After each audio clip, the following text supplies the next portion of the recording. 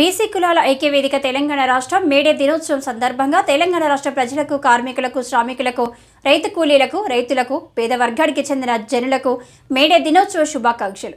BC పోరాట యోధుడు, బీసీలకు న్యాయం కోసం పోరాటం చేస్తున్న ఉమ్మడి తెలుగు రాష్ట్రాల చైర్మన్ బేరి రామచంద్ర యాదవ్ ఆధ్వర్యంలో గచ్చిబౌలి యూనివర్సిటీ గేటు వద్ద మేడే పురస్కరించుకొని సమావేశం జరిగింది. సుమారుగా 80% ఉన్న ప్రజలు బీసీ, ఎస్సీ, ఎస్టీ, మైనార్టీ పేద జనుల కోసం పోరాడుతున్న ఆంధ్ర రాష్ట్రంలో బోడే రామచందర్ పైన అగ్రవర్ణాలు చేస్తున్న దాడి, దౌర్జన్యాలు బీసీ ఐక్యవేదిక, బీసీ ఫెడరేషన్, రాష్ట్ర బీసీ సంక్షేమ సంఘం అభిమానులు తీవ్ర నిరసన తెలుపుతూ ఖండించడం జరిగింది. తరతరాలుగా పేద ప్రజానికమైన ఎస్సీ, ఎస్టీ, బీసీ, మైనార్టీ కుల జనాలపై అగ్రవర్ణాల ధనవంతులు దౌర్జన్యాలు, దాడులు కొనసాగడం శోచనీయం. పోరాటమే ఏకైక లక్ష్యంగా, అధికారమే అంతిమ లక్ష్యంగా బీసీ, ఎస్సీ, ఎస్టీ, మైనార్టీస్ యొక్క జేఏసీ ఏర్పాటు చేసి తెలుగు 2 రాష్ట్రాల్లో పోరాటం చేసి అధికారం సాధించడం కోసం జైసీ రూపంలో అందరూ పాల్గొనాలని బీసీ ఐక్యవేదిక అధ్యక్షులు బేరి రామచంద్ర యాదవ్ పిలుపునిచ్చారు.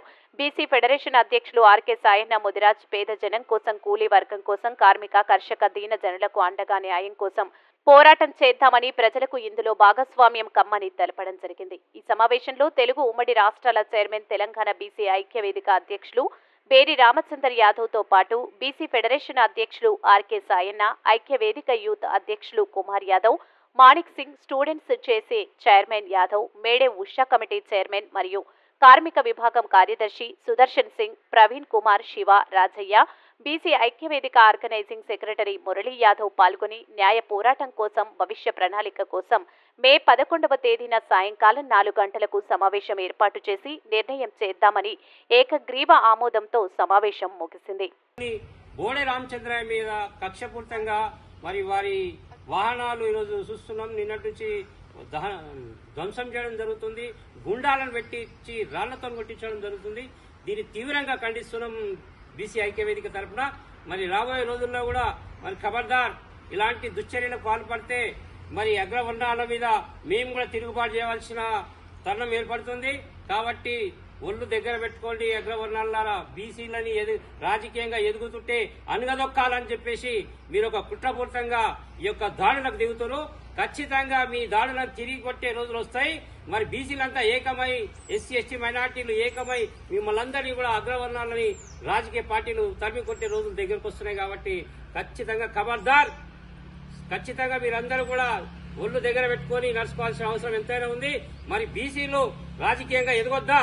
ఎదిగితే మీరు ఇంత దౌర్జన్యంగా, ఇంత కుట్రపూర్తికంగా మీరు యొక్క దాడులు చేపడుతున్నారంటే మరి మీకు అహంకారం, మీ దొరల అహంకారమే కదా. మరి వెనుకబడిన వర్గాలు రాజకీయంగా ఎదగడం అవసరం లేదా? ఏదైతే బాబాసాహెబ్ అంబేద్కర్ గారు రాజ్యాంగం రచించారో అణగారిన వర్గాలు ఏదైతే రాజకీయంగా చైతన్యం అవుతారో అప్పుడు ఈ అణగారిన వర్గాలకు మేలు జరుగుతుందని చెప్పేసి ఆయన ఒక రాజ్యాంగం ఓటు కల్పించడం జరిగింది. దాని విషయంలోనే మరి ఆయన బోడే రామచంద్రయ్య గారు ఆంధ్ర రాష్ట్రంలో కాకుండా తెలంగాణ రాష్ట్రంలో కూడా ఒక బీసీవై పార్టీ స్థాపించి ఈరోజు ప్రజాక్షేత్రంలో ప్రజల దగ్గరికి వెళ్తున్నాడు. మరి అణగారిన వర్గాలు కూడా రాజకీయంగా చైతన్యం తేవాలని ఆయన కృషి చేస్తున్నాడు, కష్టపడుతున్నాడు. అలాంటి వ్యక్తి మీద దాడులు చేయడం అనేది చాలా దుర్మార్గమైన చర్య. దీన్ని తీవ్రంగా తెలుగు రాష్ట్రాలలో బీసీ ఐక్యవేదిక ఖండిస్తుందని. జై బీసీ, ఎస్సీ ఎస్టీ బీసీ ఐక్యత, ఎస్సీ ఎస్టీ బీసీ ఐక్యత, ఎస్సీ ఎస్టీ బీసీ ఐక్యత. అధికారుల మొండి వైఖరి నశించాలి, అగ్రకులాల మొండి వైఖరి నశించాలి, అగ్రకులాల మొండి వైఖరి నశించాలి.